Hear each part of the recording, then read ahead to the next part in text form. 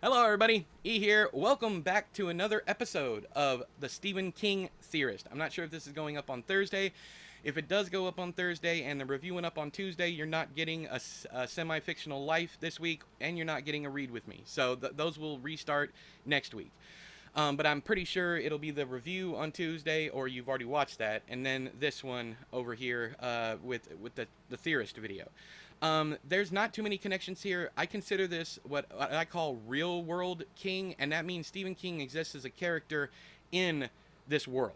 And why is that? Because there's a Carrie reference in the book, and if you remember going back all the way to let's see here, to Mr. Mercedes, there's a It reference, a Pennywise reference in here, and there's a killer clown reference in here too. Also, of course, there's spoilers in this one for If It Bleeds, the entire Bill Hodges series.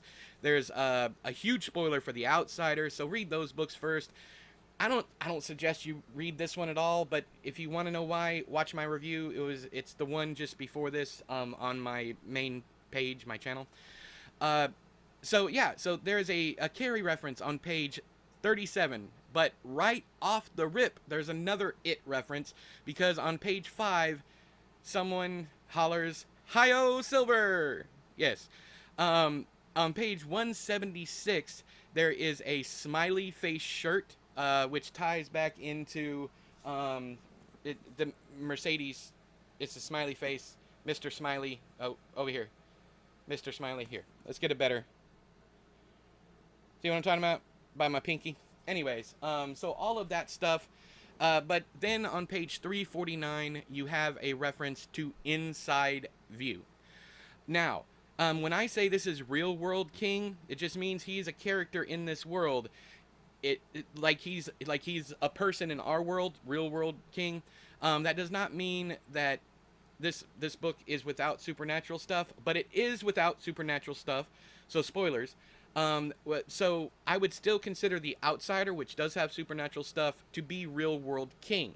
What I call books like Holly is can happen fiction. So everything in Holly can actually happen.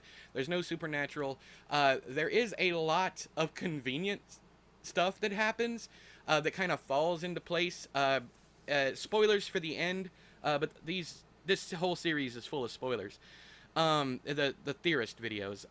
The ending is how Holly wasn't shot, and I know there's going to be people defending it, saying, "Hey, the person shooting at Holly is literally shooting ducks in a barrel. Not fish in a barrel, fish in a barrel, ducks. Get your ducks in a row, and you shoot the fish in the barrel." Anyways, so there's no reason why Holly should have survived this, and I really feel like this was supposed to be the end of Holly, but he wanted to do one more, and I'm not entirely sure because I don't see the point in Never Flinch either, but I'm not entirely done with that. I'm halfway through. I'm not going to go reiterate all my problems here, but the end of this one was just one convenience after another. Barbara just finally figures out everything at the perfect time to go save Holly before she starves to death in a cage. Holly's literally in a cage at the end of this book. And there's a person with a gun outside of the cage firing at her. I don't know how the hell she was not murdered. I don't know, and I don't believe for a second. I don't believe for a second. I'm trying to believe, but I don't believe for a second that she would have survived this situation. Even though the individual that is shooting at her is in a tremendous, epic amounts of pain, shaking, and all that stuff, still, I don't believe it. And I know I'm going to have gun nuts and enthusiasts down there going, people have shootouts like less than 2 feet away from each other and don't hit each other. I understand that. I get you.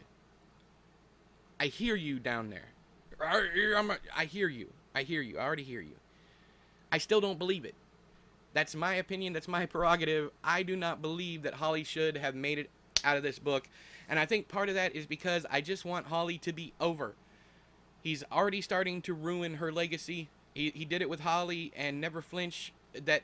Both of these books have been rewritten multiple times. You can see it while you're reading it.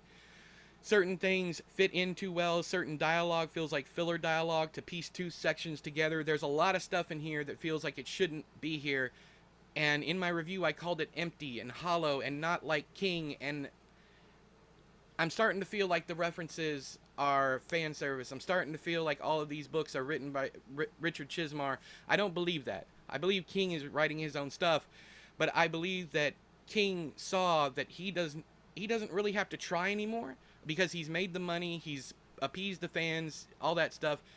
It doesn't feel like he's trying anymore. He's just doing what he wants to do, which is fine. Don't get me wrong, but it doesn't mean we have to pay $30 for it. So yeah, I'm done with Holly after Never Flinch. If there's more Holly books, it'll be years and years down the line before I read them. But what about you? Did I miss anything here? Did y'all catch stuff that I didn't? I talked about Hio Silver, talked about Carrie being a story that exists in this world, but not the story of the book. Carrie exists as a fictional character in this world. Smiley face shirt. We had Inside View.